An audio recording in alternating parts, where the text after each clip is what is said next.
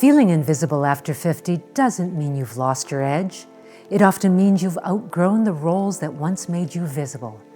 I know this season well, both personally and professionally. And in this video, I'm going to reframe invisibility as a superpower. I'll walk you through the inner shifts that make it possible and show you how to stop chasing relevance and start standing more firmly in who you are now.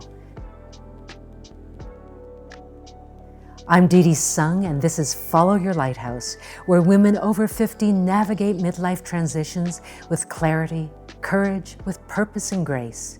And today, we're unpacking what really causes this shift, why it happens so quietly, and how to stop internalizing it as your failure. I'm going to show you the specific shifts that change this, plus one practical tool I call the pause, so you can move through this season on your own terms. This isn't an ending, it's a transition, and the first step is naming what's actually happening. Now, there is a term for this. It's called Invisible Woman Syndrome. Not a diagnosis, not a pathology, just a pattern many women encounter after 50. It shows up as being acknowledged less, listened to less, taken less seriously in professional settings, in public spaces where age suddenly matters. And this is where it does real damage. Because when no one names it, women don't question the system. They question themselves. They start thinking, maybe I'm too quiet. Maybe I've lost my edge. Maybe I should just stay out of the way. Maybe this is just how it goes. And over time, those thoughts don't just pass through, they shape our behavior. You hesitate before speaking. You offer less of what you know. You stop trusting instincts that used to be reliable. But here's the truth.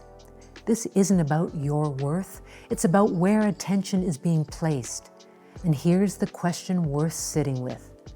What if this season isn't about becoming invisible, but about becoming more selective with your time, your energy, and your presence? But before we go there, we need to sit with the loss for a moment. Because invisibility, well, it hurts. It hurts when your experience goes unrecognized, when your competence is assumed away, when you're bypassed in conversations you once led with ease, when you speak in a meeting and no one responds, not because what you said wasn't useful, but because you weren't centered anymore. And that pain is real. Many women tell me, I don't need to be admired, I just want to be acknowledged. Does that resonate at all? This isn't about ego, it's just being human. We are wired to be connected, to feel seen accurately, to know that what we've lived and learned, well, it still matters. And when it feels like people look right through you, it can quietly erode your confidence. Not all at once, but slowly, over time. You start to second guess your timing, your tone, whether it's even worth speaking up. So if you felt overlooked or unsure of your place, or less certain about when to step forward, that makes sense. And that's why naming it matters. And here's what I've learned. Staying in that confusion too long, it comes at a cost. Because when invisibility goes unnamed, women adapt by shrinking. They defer more quickly. They soften their stance. They let things slide that once would have been addressed. And that's where the real loss begins. Now shift one, moving from approval to worth. We have to stop asking for permission and start orienting ourselves from our own sense of worth. For decades, women were rewarded for being accommodating, for smoothing things over, for making others comfortable. Being liked made things feel safer. It kept relationships steady. It kept systems moving. But over time, the dynamic changes. You're called on less, the praise gets quieter, the appreciation becomes less explicit. And when your sense of worth has been tied to being useful, that quiet can feel deeply disorienting because usefulness slowly becomes identity. So when the requests slow down or your role shifts or people stop turning to you in the same way, it can feel like you're losing something essential. But what you're actually being asked to do now is different. So here's the real question. If you stop looking outward for validation, what do you begin to listen to instead? This is where many women get stuck, not because they lack confidence, but because they've never been invited to locate worth internally before. Because worth doesn't need applause, it doesn't announce itself, it doesn't require consensus, it just is. So what does that look like in practice? The next time you notice yourself waiting for permission to speak, pause and ask yourself, what do I know here that isn't being said? Then say that. Not everything, just that. You don't need to be louder to be seen. You just need to be anchored in what you know.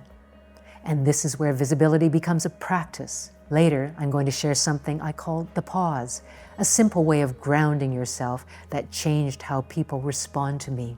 But first, let's move to the second shift, because this one changes how you show up, even before you say a word. Shift number 2 is moving from performance to presence. And here's what's often misunderstood.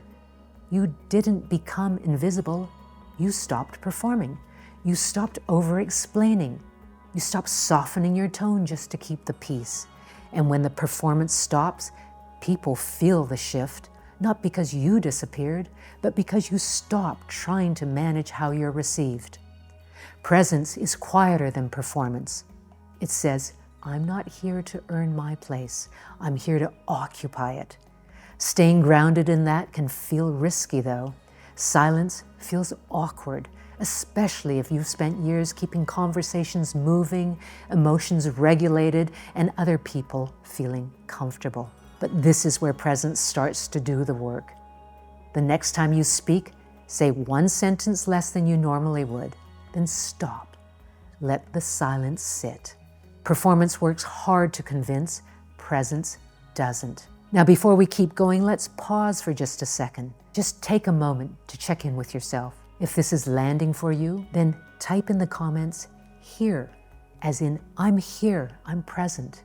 That one word lets other women know they're not navigating this alone.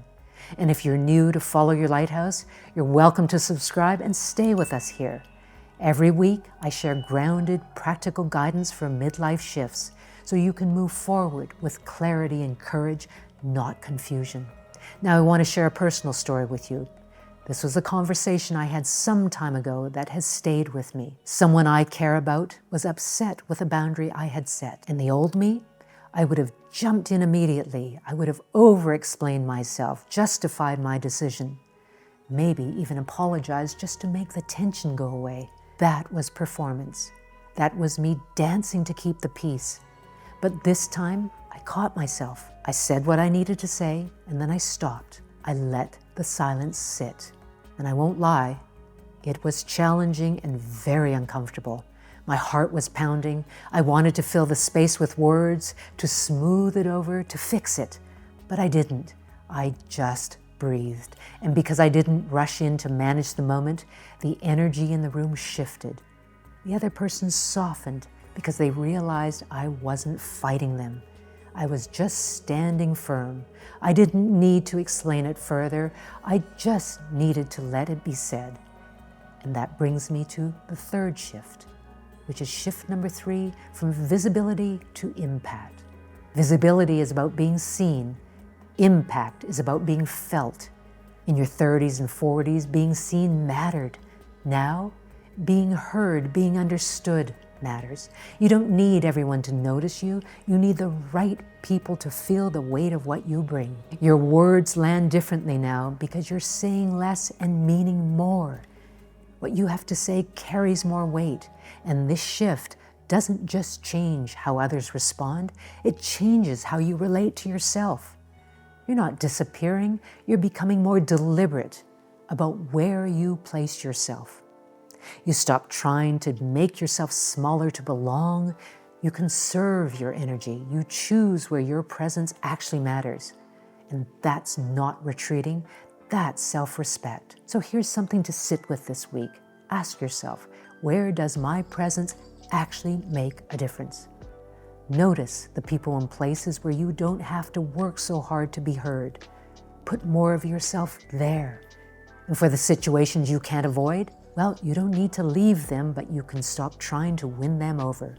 Show up clearly, say what needs to be said, then let it be enough. And now, here's the practical tool I promised earlier, the pause. It's simple. Choose one small physical cue that helps you settle into yourself before you speak or respond. It might be feeling your 2 feet on the floor, or taking one deliberate breath. I use this before difficult conversations, before speaking in rooms where I'm not centered or feeling comfortable. And when I feel the urge to explain too much, I pause. Remember, you're not doing this for anyone else in the room. You're doing it to steady yourself. Because when you're grounded like that, you don't have to demand respect. You don't have to manage the moment. You can simply show up and let your presence do the work. That's the difference between trying to convince the world you belong and knowing quietly and confidently that you do. And when you stop chasing visibility and start leading with presence, well, something changes. You stop trying to be seen and you start becoming the lighthouse. Which brings me to shift number 4. A lighthouse, it doesn't chase ships. It doesn't rush. It stands steady. It's grounded. It doesn't beg to be seen. Its presence is enough. And that is you now. You're not here to chase approval. You're here to stand where you are. And when you stop seeking permission and simply remain present, you don't fade away. You come into focus. Maybe for the first time, you become your own lighthouse. Now, if what I've shared resonates, I want to give you something to help you stay grounded in this shift. It's called the 72-Hour Compass Reset, a free 3-day experience that helps you connect with your inner compass and clarify your right next step. No overwhelm, no pressure, just 3 short daily pauses that help you see yourself clearly again. You can find the link right in the description below. And if you want to continue on, be sure to watch the next video, Why You Feel Lost in Your 50s. And it's not a midlife crisis. It's the perfect follow-up to the work we did today. Thank you so much for joining me. Take good care, and I will see you soon.